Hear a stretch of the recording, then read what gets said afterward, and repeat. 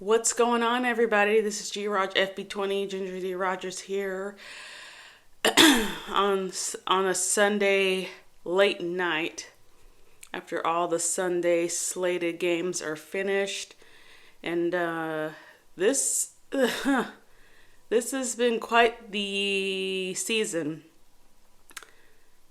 Some games that were spicy definitely played out unexpectedly. And I was telling people that you can't predict. If you're fantasy, this is torturous because a team you think is gonna really, win out may not. I always say this is week by week, any given Sunday. It's week by week. You don't know what version of teams are gonna show up, and you don't want to be on the losing end, clutching your pearls, and surprised that you lost against a team that you thought you was going to really have an easy W over. So you gotta treat every team like it's a championship game. So let's get into it. So New Orleans and ATL, the Falcons, they get a win out of this. Bijan Robinson, who was on my fantasy, got 7 carries, 28 yards.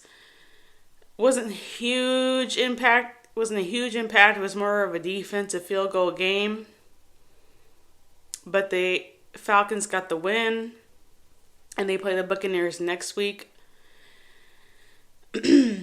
Washington and Arizona, I got multiple players on my fantasy on both teams. However, it looks like Washington really won out this game against the Cardinals, 42-14.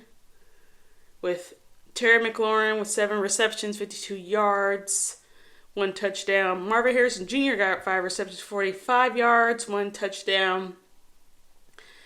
Jaden Daniels is scary hours.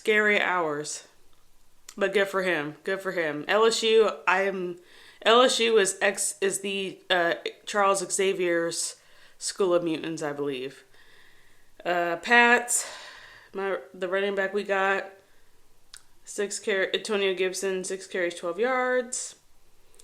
San Fran won. They had George Kittle and Debo back. There you go. Chiefs defense, we picked them up on waivers, and they helped up against this LA Chargers offense. Quite a pretty close game, but they helped the Chiefs get the win at the end with Rashid Rice going out on a knee. It seems like Pat is losing a lot of offensive help. And so it's pretty unfortunate. So we'll see how this goes with the rest of the games ahead for the Chiefs. Texans Jaguars, sorry if I'm pronouncing it wrong. Well, I know I'm pronouncing it wrong, like when they say Jaguars better. But anyway, Stephon Diggs, 6 yards, a rushing TD. Clemmy Fairbairn, good kicks. CJ Stroud was 27-40, 345 yards and 2 touchdowns. They got the win. Thank God. Brian Thomas Jr., who's also on fantasy, touchdown, 2-yard pass. Jaguars did not get on the winning end on this one. And then, not on my team, but the Ravens. See, the Ravens hold a special place in my heart because my mother's grandfather was from Baltimore, Maryland, and I love their colors. I love their colors second to the Seahawks colors, the purple and the black, and I really like Lamar a lot. And I wasn't sure how this game was going to go. I was really excited for this game because the Bills were looking very dominant, with the last games they've played. Ravens was, trying to figure out what their identity was, with Derrick Henry and all that. Trying to figure out if they're run, pass. And I watched this game. This game was so sad. It was like the San Fran game. Just the way that they were able to just really do a lot of creative things on offense.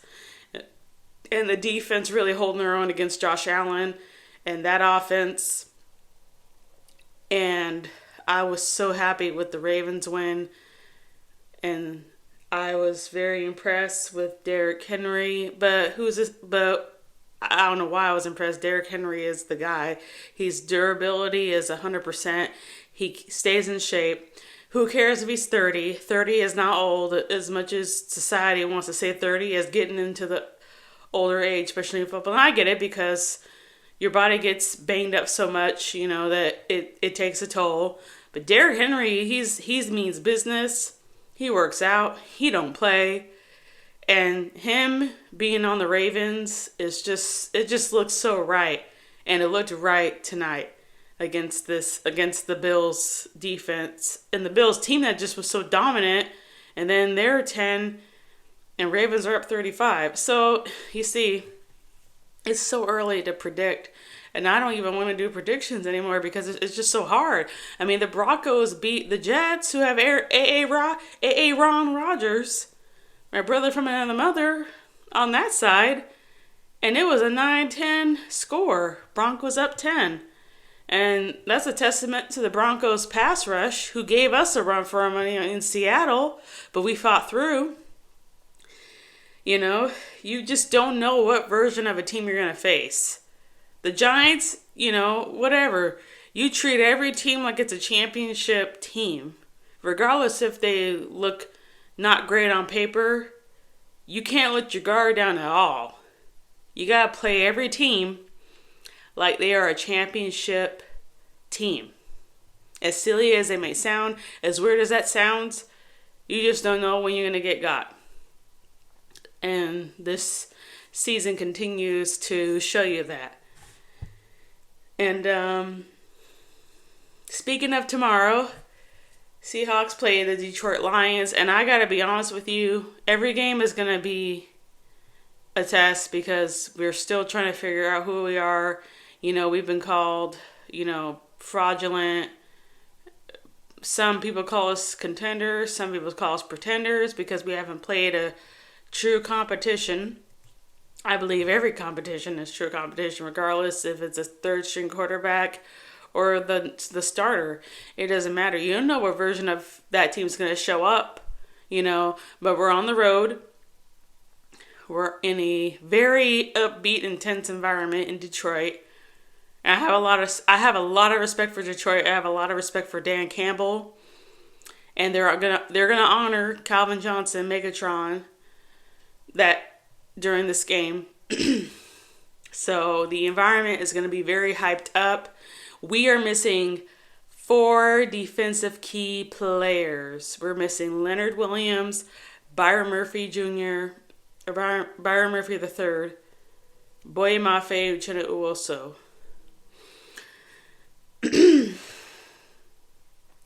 And so, can we overcome with that much loss?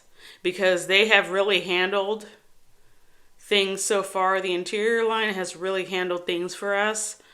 So people just, I guess, next man up, but it's just, man, hopefully we can overcome. I know Detroit has injuries on their side too. They're missing Marcus Davenport, and there was another guy on another linebacker, and then Alex Anzalone, Alex Anzalone, the linebacker. So and then they're missing Frank Ragnow on the offensive lineman side. So this is going to be a very interesting game. I thought this would be a game that would be won in the trenches with the lines.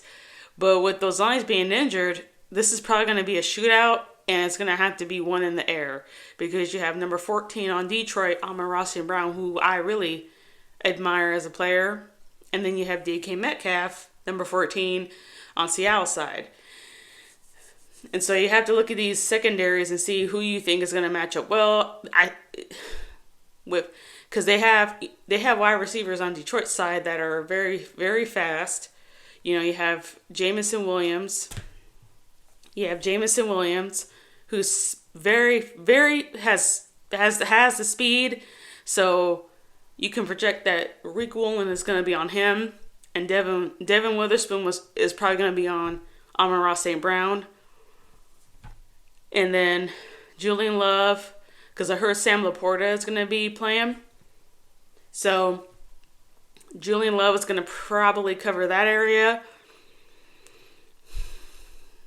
Our secondary is going to have their hands full. Our linebackers are going to have their hands full with the run game because you have Jahmyr Gibbs, who's, again, fast, jetpack, and David Montgomery, who's just a bruise, just a, rock train. So, unless who we have can really get Jared Goff off his rock and get him off his game, that'll be the only way. But this is going to be a nervous one for me. I'm going to be watching in like dark hours, and I'm going to be looking at this game with one eye open because I'm worried about number 97. However, we've had a historical trend of beating Detroit every time we've met up with them, but these aren't the same team. This isn't the same offense. This isn't the same defense. I don't think we had Aiden Hutchinson. We didn't have a team that had Aiden Hutchinson, Mr. 97, on the other side, and he is the one that I am cautious about. No, not cautious. I'm scared of, because he had 6.5 sacks against Baker Mayfield, and he's been going at it, and he's somebody that you would have to keep your eye out on for him. So we're just gonna have to overcome that with our O-line, which still is struggling, even though Charles Cross has been doing really good. But we have Kenneth Walker back. We have Kenneth Walker the third back. So with the run game, that's going to be very helpful. This is going to be the in the air and on the ground type of game. I'm projecting, given that our lines are beat up and our defenses are kind of beat up. So this is going to be a very interesting game. It's going to be a true test. It's going to be... I can see penalties happening in this game. I'd be very surprised if we don't have a whole lot of them. And it's going to be a good game. I wouldn't be surprised if Lions edge out on this one. I believe my Seahawks could pull this off, but every time a team gets hyped up, they end up losing. That seems to be the trend, except for a couple of teams. But it gets close.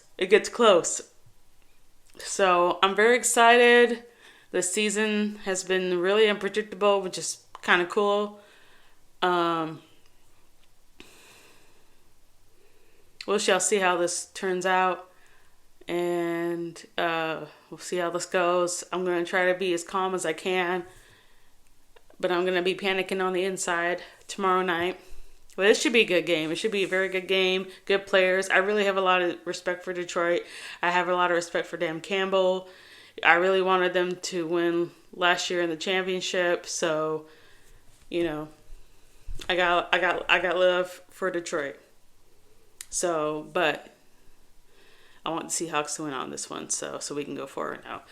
But we shall see. We shall see how this rolls out. So, control what you can control, accept the things that you can't, and take care of yourself. Stay hydrated, stay safe, and take care. Peace out.